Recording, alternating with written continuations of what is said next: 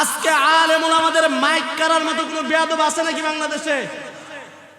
গত বছর দেখা গেছে উলামায়ে কেরামরা মন খুলে মঞ্চে কথা বলতে পারে নাই। এই বাংলার জমিনের ভিতরে কতগুলো স্বৈরাচারী বেয়াদব কুলাঙ্গাররা উলামায়ে কেরামদেরকে কথা বলতে দেয় নাই। কথা বলেন ঠিক কিনা? এরকম মাহফিল করতে গেলে কত অনুমতি লাগছে, কত সুপারিশ লাগছে, তবুও অনুমতি দেয় নাই। আমি তো গত বছর ছিলাম না, প্রতি বছর এখানে মাহফিল হয়, গত বছর এখানে মাহফিল হয় নাই অনুমতি না দেওয়ার কারণে। কথা বলেন ঠিক কিনা? এই বছর কোন চান্দু মিয়া কোন বান্দু মিয়ার কাছে অনুমতি নেওয়া লাগছে? লাগে নাই। গত বছর উলামায়ে কেরামরা কুরআন হাদিস থেকে কথা বলতে পারে নাই, কুরআন হাদিস থেকে সরাসরি কোরআনের তাফসীর করছে। উলামায়ে কেরামদেরকে অশ্লীল ভাষাও পর্যন্ত অনেক কুলাঙ্গাররা গালি দিছে। আজকে কোথায় তারা? কোথায় পালাইছে? আসো, আজকে আসো, খালি মাইক ধরো, মাহফিলের আশেপাশে আসো, তোমাদের ঠ্যাং ভাঙে দেওয়া হবে। কথা বলেন ঠিক কিনা? আজকে আলেমদেরকে আর ঠেকানোর মতো কেউ নাই। এজন্য আমি এলাকার প্রত্যেকটা মানুষের কানে পৌঁছায় দিতে চাই, এখন আর সময় নাই। আওয়ামী লীগ চিনি না, বিএনপি চিনি না, জামাত চিনি না, চরমনাই চিনি না, হেফাজত চিনি না। যারাই কোরআন অনুযায়ী রাষ্ট্র চালাবে, যারাই রাসূলের সুন্নাত অনুযায়ী চালাবে, আমরা তাদেরকেই সঙ্গ নিব। কথা বলেন ঠিক কি ঠিক না? নাকি এরকম আওয়ামী লীগের মতো বাটপারদের মতো বাটপারদের সাথে সঙ্গ নিব, তাদের সাথে সঙ্গ নিব? আলেমরা যেখানে থাকবে আমরা সেখানেই যাব, আর সুযোগ নাই। এখন আর কোনো রাম বাম ইসলামের বিরোধী দল এদেরকে কখনো ক্ষমতা দেওয়া যাবে না। ক্ষমতা দেওয়া লাগবে এখন উলামায়ে কেরামদের হাতে। সময় এটাই, আলেমদের হাতে ক্ষমতা দেন, এই দুনিয়ার জমিনটা একদম শান্তির জমিন হয়ে যাবে, আর কোনো বিশৃঙ্খলা অশ্লীলতা হবে না। কথা বলেন ঠিক কি ঠিক না? এই আওয়ামী লীগ সরকার ক্ষমতায় থাকাকালীন বাংলার জমিনের মেয়েরা নিরাপদ ছিল না। কথা বলেন ঠিক কি ঠিক না? ভুল বললাম? ভুল বললাম? তাহলে কথা বলেন না কেন? ভুল বললাম? আওয়ামী লীগের নেতারা কত বাবার মেয়েদেরকে, কত মায়ের মেয়েদেরকে ধর্ষণ করছে, করে নাই? তাদেরকে নির্যাতন করছে, করিয়া বিচার চাইতে গেছে। বিচারক কয় তুমি কে? তুমি কোন জায়গা থেকে আসো? কোন চান্দু মিয়া তুমি? ক্ষমতায় আমার আফায় আছে, আমি যদি আফার দলের বিরুদ্ধে কিছু বলি, কিছু করি, তাহলে আমার চাকরি থাকবে না। কথা বলেন ঠিক কি ঠিক না? বিচার পাইছেন? সঠিক বিচার পাইছেন? যদি সঠিক বিচার পাইতে চান, সঠিক কাজ চাইতে চান, আপনাদের হক, জনগণের হক যেটা, সেটা যদি চাইতে চান, এটাই সময়। বাংলাদেশের যেই দল ইসলামিক দল, ওই দলের পথে আপনাদেরকে যাওয়া লাগবে। কি পারবেন না ইনশাআল্লাহ? পারবেন না ইনশাআল্লাহ? উলামায়ে কেরামরা যেখানে আছে, হেফাজত, জামাত, ইসলামী আন্দোলন যারাই আছে, যে যেখান থেকে যে সময় ডাক দিবে আমরা যাইতে রাজি আছি না নাই? কে কে রাজি আছে হাত উঠায় দেখাই। আল্লাহ আমাদের সকলকে কবুল করুক বলে আমিন। এজন্য মুসলমান ভাইয়ারা আমার, আজকে এই কেরানীপাড়ার মাহফিল, আমি এলাকার ইমাম, পেশ ইমাম, আমি আর কি ওয়াজ করব, কি বয়ান করব? শুধুমাত্র মাঠটাকে একটু গুছানোর জন্য, কারণ দূর থেকে আলেমরা আসবে, এদেরকে তো আর ফাঁকা মাঠে দেওয়া যায় না। কথা বলেন ঠিক কিনা? হুজুরদেরকে ফাঁকা মাঠে দেওয়া যাবে? শুধুমাত্র একটু মাঠের মধ্যে কিছু মানুষ আনার জন্য আমি আপনাদের কাছে আপনাদের সাথে মুজাকারা করার জন্য বসছি। আল্লাহ তাআলা যেন আমার জবান থেকে এমন কিছু কথা বের করে যেটার মাধ্যমে আমি নিজে এবং আপনারা সকলেই উপকৃত হইতে পারেন। সকলেই বলি আল্লাহুম্মা আমিন। এজন্য দুনিয়ার ভিতরে আমরা আসছি, আমাদেরকে পাঠাইছেন কে? জুড়ে আওয়াজ দিয়ে বলেন কে? আল্লাহ পাঠাইছে। কেন পাঠাইছে? কিসের জন্য পাঠাইছে? কি উদ্দেশ্যে পাঠাইছে? কি উদ্দেশ্য আছে না নাই? আছে না নাই? জুড়ে বলেন আছে না নাই? আল্লাহ পাক রব্বুল আলামিন সম্বরণ তার পবিত্র কালামুল্লাহ শরীফের মধ্যে ডাক দিয়ে বলেন, ও দুনিয়ার বান্দারা আমার, আমি আল্লাহ রব্বুল আলামিন তোমাদেরকে দুনিয়ার ভিতরে পাঠাইলাম। ওয়ামা খালাকতুল জিন্না ওয়াল ইনসা ইল্লা লিয়াবুদুন। হয় না? আরো জোরে আওয়াজ দিয়ে বলে আল্লাহু আকবার। চিল্লায়ে বলে আল্লাহু আকবার। দুনিয়ার মানুষ, ও লালমনিরহাট এলাকা, কালীগঞ্জ এলাকার মানুষ, গভীর মনোযোগ দিয়ে শুনেন। আমার মালিক, আমার আল্লাহ রব্বুল আলামিন তার পবিত্র কালামুল্লাহ শরীফের এই আয়াতে কালিমার ভিতরে জানা দেয়, ও দুনিয়ার মানুষ, ও দুনিয়ার বান্দারা, আমি আল্লাহ রাব্বুল আলামিন দুনিয়ার ভিতরে জিন এবং মানুষকে সৃষ্টি করেছি, জিন এবং মানুষকে প্রেরণ করেছি ইল্লা লিয়াবুদুন, একমাত্র কেবলমাত্র আমি আল্লাহর ইবাদত করার জন্য। চিল্লায় বলেন সুবহানাল্লাহ। কার ইবাদত করার জন্য পাঠাইছেন? জোরে বলেন কার? ভাই শ্বাস টানতেছে। কার ইবাদত করার জন্য পাঠাইছেন আমাদেরকে? আল্লাহর ইবাদত করার জন্য পাঠাইছেন। আল্লাহ ডাক দিয়া বলে, ও দুনিয়ার মানুষ, আমি আল্লাহ তোমাদের কাছে কিছুই চাই না, আমি আল্লাহ তোমাদের কাছে খাবার চাই না, আমি আল্লাহ তোমাদের কাছ থেকে সম্পদ চাই না, আমি আল্লাহ তাআলা দুনিয়ার কোনো ভাগ আমি চাই না, আমি আল্লাহ চাই ইল্লা লিয়াবুদুন, একমাত্র কেবলমাত্র আমি আল্লাহর ইবাদত করবা তোমরা, আমি আল্লাহ এটাই চাই। বলেন না সুবহানাল্লাহ। এরে কেরানীপাড়া এলাকার আব্বা জান, ও পর্দার আড়ালের মা, গভীর মনোযোগ লাগা দাও। আমার আল্লাহ রাব্বুল আলামিন ডাক দিয়া বলে, ও দুনিয়ার মানুষ, আমি আল্লাহ তোমাদেরকে পাঠাইছি একমাত্র আমি আল্লাহর ইবাদত করার জন্য, আমি আল্লাহর হুকুম আহকাম পালন করার জন্য। আমি আল্লাহ দুনিয়াতে পাঠাই নাই শুধু তুমি কামাই করবা, শুধু তুমি তোমার সন্তানাদি নিয়ে চলবা, শুধু তুমি তোমার স্ত্রী পুত্রদেরকে নিয়ে চলবা, তুমি তোমার ব্যবসা বাণিজ্য নিয়ে চলবা। আমি আল্লাহ এটার জন্য তোমাদেরকে পাঠাই নাই, আমি আল্লাহ তোমাদেরকে দুনিয়ার ভিতরে পাঠাইছি ইল্লা লিয়াবুদুন, একমাত্র আমি আল্লাহর ইবাদত করার জন্য। ও দুনিয়ার মানুষ, ভাই সাউন্ড বাড়ান না। আমি আল্লাহ রাব্বুল আলামিন তোমাদেরকে দুনিয়ার ভিতরে পাঠাইছি আমি আল্লাহর ইবাদত করার জন্য। আমি এজন্য পাঠাই নাই যে শুধু তোমরা আমি আল্লাহর ইবাদতই করবা। আল্লাহ আমাদেরকে এজন্য বানাই নাই। আল্লাহ বলে, বান্দা, দুনিয়ার ভিতরে আমি তোমার সন্তান দিয়েছি, বান্দা তুমি আমি আল্লাহর ইবাদত করবা, পাশাপাশি তোমার সন্তানের হক আদায় করবা। ও বান্দা, আমি দুনিয়ার ভিতরে শুধুমাত্র তোমাকে আমি আল্লাহর ইবাদত করার জন্য পাঠাই নাই, তোমার স্ত্রী, মা, বাবা, আত্মীয় স্বজনের সকলের হক পূরণ করবা, সকলের হক আদায় করবা। আদায় করার পর ও বান্দা, আমি আল্লাহর ইবাদত করবা। আগে আমি মালিকের ইবাদত, এরপরে দুনিয়ার সব মানুষের হক। বলেন না সুবহানাল্লাহ। এরে মুসলমান ভাই, আজকে আপনি আমি আল্লাহর ইবাদত করি না, শুধুমাত্র নাফরমানি, শুধুমাত্র গুনাহের কাজ। কথা বলেন ঠিক কি ঠিক না? আজকে ফজরের সময় মসজিদে মুসল্লি পাওয়া যায় না, জোহরেও পাওয়া যায় না, আসরেও পাওয়া যায় না, মাগরিবেও পাওয়া যায় না, এশাও পাওয়া যায় না। কথা বলেন ঠিক কি ঠিক না? ঠিক কি না? কিন্তু যদি জিজ্ঞাসা করা হয় দুনিয়ার ভিতরে আপনারে আমারে আল্লাহ কিসের জন্য বানাইছেন, সবাই এক বাক্যে বলবেন আল্লাহর ইবাদত করার জন্য। যদি বলা হয় বাজান আপনি কি আল্লাহর ইবাদত করবে, আপনি কি আল্লাহর ইবাদত করেন, তখন তার জবানটা বন্ধ, কারণ সে ইবাদত করে না। কি বলবে? কথা বলেন ঠিক কি ঠিক না? আজকে এখানে এই ময়দানের মধ্যে অনেক মানুষ বসছে, আমি আপনাদের পায়ে হাত রেখে বলি, আমি আপনাদের সন্তান, আমি আপনাদের ভাই, মন খারাপ করবেন না, শুধুমাত্র বুঝানোর জন্য বলতেছি। এখানে অনেক মানুষ বসছেন যারা আজকে এশার নামাজও পড়েন নাই। আছে না নাই? মন খারাপ করলেন, রাগ করলেন, আছে না নাই? ও বাজান, দুনিয়ার ভিতরে তুমি তোমার সুখ দেখলা, তোমার শান্তি দেখলা, তোমার আনন্দ দেখলা, তুমি তোমার স্ত্রী দেখলা, তুমি তোমার মা বাবা দেখলা, তুমি তোমার সন্তান দেখলা, কিন্তু আমার যে মালিক তোমারে বানাইলো ওই মালিকের একটা বড় দেখলা না। ও মুসলমান,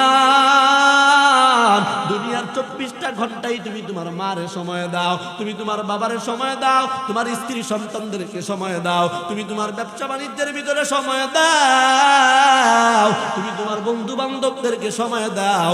ও মুসলমান, যেই আল্লাহ পাক রব্বুল আলামিন আপনারে আমারে বানাইলো, ওই রব্বুল আলামিনকে আপনার আমার সময় দেওয়ার মতো সময় থাকে না। কথা বলেন ঠিক কি ঠিক না? আছে না না এরকম মানুষ? সারাদিনে একটা অক্ত নামাজ পড়েন, আল্লাহর নামটা একবারও নেয় না। আছে না নাই? এলাকার ভিতরে অনেক মানুষ আছে জুমার নামাজ পড়ে না। আছে না নাই? আছে না নাই? কথা বলেন আছে না নাই? অনেক মানুষ আছে। আমার দায়িত্ব এই কথাগুলো বলার। নামাজ চলে, এখানে নামাজ চলে মসজিদের ভিতরে, দোকান পারে বসে থাকে, রাস্তা দিয়ে হাঁটে, মসজিদে যায় না। আছে না নাই? আছে না নাই? মন খারাপ করবেন না। এই দিক দিয়ে রাস্তা দিয়ে ঘুরে, দোকান পারে বসে থাকে, আশেপাশে ঘুরে, কিন্তু মসজিদে যায় না। কেন যায় না জানি না, কেন যায় না সেটা জানি না। আপনারা কেউ জানেন? জানেন? ওনারা মনে হয় চিন্তা করে, আরে কিসের মরা লাগবে, মরা লাগবে নাকি? কবর বলতে কিছু আছে, আল্লাহ বলতে কিছু আছে। আমার মনে হয় ওনাদের চিন্তা ভাবনা এটা। যদি ওনাদের ভিতরে এটা থাকতো যে আল্লাহ একজন আছে, কবর আছে, মরার পরে জান্নাত জাহান্নাম আছে, আল্লাহর কসম তারা কখনো নামাজ ছাড়তো না, কখনো গুনাহের কাজ করতো না। কথা বলেন ঠিক কি ঠিক না? আচ্ছা, আল্লাহ আছে না নাই? জোরে বলেন আছে না নাই? জোরে আওয়াজ দিয়ে বলেন আছে না নাই? হয় নাই? সবাই জবান খুলেন নাই? জোরে আওয়াজ দিয়ে বলেন আল্লাহ আছে না নাই? আরো জোরে জবান খুলে বলেন আল্লাহ আছে না নাই? এ মুসলমান, যদি আল্লাহ থাকে, যদি আল্লাহ আপনার আমার রব হয়ে থাকেন, যদি আল্লাহ আপনার আমার মালিক হয়ে থাকেন, আপনার আমার অন্তরের ভিতরে বিশ্বাসটা থেকে থাকে যে আল্লাহ একজন আছেন, তাহলে বাজার আমি আপনার পায়ে হাত থেকে বলবো, একটা মানুষও জবান বন্ধ রাখবেন না। সবাই জবান খুলে উচ্চ আওয়াজে আসমানের দিকে মুখটাকে ফিরাইয়া, কণ্ঠের আওয়াজ যতক্ষণ পর্যন্ত থাকে, নিঃশ্বাস যতক্ষণ পর্যন্ত থাকে, আসমানের দিকে মুখটা ফিরাইয়া সবাই একটাবার ডাক দেন না আল্লাহ। এ বাজান হয় না? হয়, আরো জোরে বলেন আল্লাহ। আর একটাবার ডাক দাও না আস্তাগফিরুল্লাহ। আরো জোরে আওয়াজ দিয়ে বলেন আস্তাগফিরুল্লাহ। শেষবারের মতো মুখটাকে উঁচুর দিকে দিয়া মায়ার সুরে, ভালোবাসার সুরে, মুহাব্বতের সুরে আর একটা বার ডাক দাও না আল্লাহ। এ মুসলমান বাবাজি, কেউ কোনো দিকে নজর দিবা না, কেউ কারো দিকে তাকাবা না, সবাই আমার দিকে মনোযোগ দিয়ে তাকান। আর একটা বার জোরে আওয়াজ দিয়ে বলেন আল্লাহ আছে না নাই? আল্লাহ আছে না নাই? ওই আল্লাহ আছে, ওই রব আছে। যদি না থাকতো এত বড় আসমান হইতো না, এত বড় জমিন হইতো না, আপনি আমিও হইতে পারতাম না, দুনিয়ার কোনো কিছু হইতো না। কথা বলেন ঠিক কি ঠিক না? কিন্তু দুনিয়ার মানুষ কেন বুঝে না যে আল্লাহ আছে, জান্নাত আছে, জাহান্নাম আছে? কেন যে বেনামাজিরা বুঝে না? কেন যে আল্লাহরে আল্লাহ মানে না? কেন যে রবরে রব মানে না? ও বাজান, আমার বুঝে আসে না। আমার মনে হয় তাদের অন্তরের ভিতরে মরার ভয় নাই, কবরে যাওয়া লাগবে, মরা লাগবে, তাদের ভিতরে এই চিন্তাটা নাই। কারণ তারা মনে করে দুনিয়ার সুখ আনন্দ এগুলোই মনে হয় আসল। ও বাজান, না না, ও পর্দারের মা, তোমাদের পায়ে হাত রেখে বলি গো মা, এখানে অনেক মা বোনেরা বসে আছো যারা আমার মায়ের মতো গো, অনেক বোনেরা বসছো যারা আমার বোনের মতো। ও বোন, কেন নামাজ ছাড়ো? ও বোন, কেন আজান দিলে নামাজ পড়ো না? কেন তোমার স্বামীকে নামাজের জন্য তাগিদ দাও না? কেন তুমি তোমার সন্তানকে নামাজের জন্য তাগিদ দাও না? ও বোন, এই দুনিয়াটা থাকার জায়গা না। এই দুনিয়াতে আজকে আসো, কালকে থাকতে পারবা না। কারণ আমার মালিক তো বলছেন কুল্লু নাফসিন যায়কাতুল মাউত। দুনিয়ার ভিতরে যেই প্রাণী একবার জন্মগ্রহণ করছে, তার একদিন মৃত্যুর স্বাদ গ্রহণ করা লাগবে। সেটা একদিন আগে হোক বা একদিন পরে হোক, তাকে মৃত্যুর স্বাদ গ্রহণ করাই লাগবে। লাগবে কি লাগবে না? মনে হয় এই কেরানীপাড়ার মানুষ একটাও মরবে না? মরবেন বাজান, মরবেন? ও পর্দারানের মা বোনেরা, একটু মনটাতে প্রশ্ন করেন তো, মরবেন কি মরবেন না? সবারই মরা লাগবে, দুনিয়ার কেউ থাকতে পারবে না যদি না মরতো। ও মুসলমান, আপনি আমি দুনিয়ারে আপন বানায় নিছি, দুনিয়ারে আপন বানায় নিছি, দুনিয়ার সন্তানরে আপন বানায় নিছি, দুনিয়ার ভাই বোন বন্ধু বান্ধবকে আপন বানায় নিছি। আল্লাহর কসম করে বলি, ও বাবা, ও মা, দুনিয়ার কেউ তোমার আপন না, দুনিয়ার কোনো মানুষ তোমার আপন না। একমাত্র আপন কে? জুড়ে বলেন আপন কে? দুনিয়ার ভিতরে একমাত্র আল্লাহই হলো আপনার আমার আপন। কারণ দুনিয়ার ভিতরে আল্লাহ যদি আপন না থাকতো, ও দুনিয়ার মুসলমান ভাই, তাহলে দুনিয়ার মানুষ দুনিয়ার ভিতরে থাকতো। যদি মা বাবা যদি আপন থাকতো, তাহলে মা বাবা দুনিয়ার ভিতরে আপনারে আমারে আপন বানায় রাখতে পারতো। মা বাবার ভালোবাসা দিয়ে আপনারে আমারে আপন বানায় রাখতে পারতো। পারতো কি পারতো না? জোরে বলেন, পারতো কি পারতো না? জোরে বলেন, পারতো কি পারতো না? যদি মা বাবার ক্ষমতা থাকতো, তাহলে মা বাবার ভালোবাসা মহাব্বত দিয়ে আপনারা আমারে দুনিয়াতে রাখতো। মা বাবার কোনো মহাব্বতের খাওয়া নাই, মা বাবার মহাব্বতের কোনো টাইম নাই, মা বাবার ভালোবাসার কোনো টাইম নাই।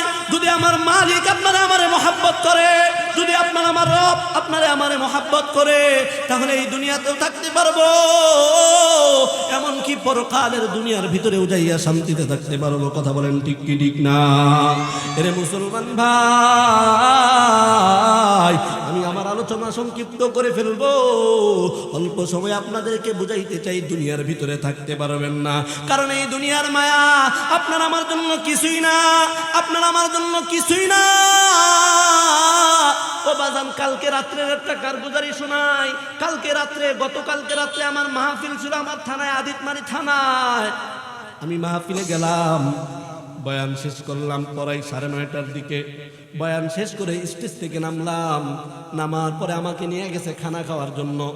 ও বাজান, ভালো করিয়া শুনবা, ও পর্দারের মা বোনেরা, ভালো করে শুনবা। আমার যখন খানা খাওয়াইতে নিয়ে গেছে, আমার সামনে খানা আসিয়া গেছে, আমি বিসমিল্লাহি ওয়া আলা বারাকাতিল্লাহ বলে খানা শুরু করে দিছি। 2-3 লোকমা খানা খাইলাম। হঠাৎ করে তাকায় দেখি আমার ফোনটা বাজতেছে। ফোনের দিকে তাকায় দেখি আমার বাড়ি থেকে ফোন। আমি খানা খাওয়া অবস্থায় ফোনটা রিসিভ করলাম। দেখি ওই পাশ থেকে আমার বোনের কণ্ঠ ডাক দিয়ে বলে, ভাই তুই কই? আমি বললাম, আমি তো মাহফিলে আসছিলাম, খানা খাচ্ছি। আমারে ডাক দিয়ে বলে, একটু বাড়িতে আসা লাগতো। আমি বললাম, কেন? বলে, আমার ছোট চাচার স্ত্রীর ঘরে গতকালকে সন্ধ্যায় একটা ছোট্ট ছেলে জন্মগ্রহণ করছে। কি আমার আপন চাচি, কালকে রাত্রের ঘটনাটা বলতেছি। আপন চাচি গতকালকে সন্ধ্যায় তার গর্ভ থেকে সন্তান হয়েছে, সিজার করে সন্তানটাকে দুনিয়ার ভিতরে আনা হয়েছে। কিন্তু ও মুসলমান, আমি বললাম, তাহলে আমার বাড়ি যাওয়া লাগবে কেন? আমার বলে, ওই ছেলেটার নাই, ওই ছেলেটা মার গর্ভে থেকে হওয়ার কিছুক্ষণ পরই মারা গেছে। ও বাজার, তখন আমি খানা খাচ্ছিলাম, খানা খাওয়া আমার ওইখানে শেষ, খানা ব্রেক দিয়ে দিলাম। মাহফিল কমিটিরে বললাম, ভাই আমার একটা গাড়ির ব্যবস্থা করে দেন, আমি একটু বাসায় যাব। ওই রাত্রেই মাহফিল থেকে বাসায় গেলাম। যাদিকে ছোট্ট সন্তান, গোলাপের মতো ফুটফুটে সন্তানটা মাটির ভিতরে একটা চটি বিছায়া তাকে শোয়া রাখছে। পাশে তার বাবা, আমার আরো আত্মীয় স্বজনরা, আমার অন্য চাচা চাচিরা, আমার বাড়ির সবাই এখানে বসে আছে। আমি যা দেখি ওই ছোট্ট সন্তানটা মরা লাশটা এখানে আছে। আমি বাড়ির মানুষকে জিজ্ঞাসা করলাম, এই ছেলের মা কোথায়, আমার চাচি কোথায়? বলে, উনি তো বাসায় নাই। বললাম, কোথায়? বলে, মেডিকেলে আছে, কারণ সিজার করছে সন্ধ্যায়। আমি বললাম যে ছেলে যে মারা গেছে উনি কি জানে না?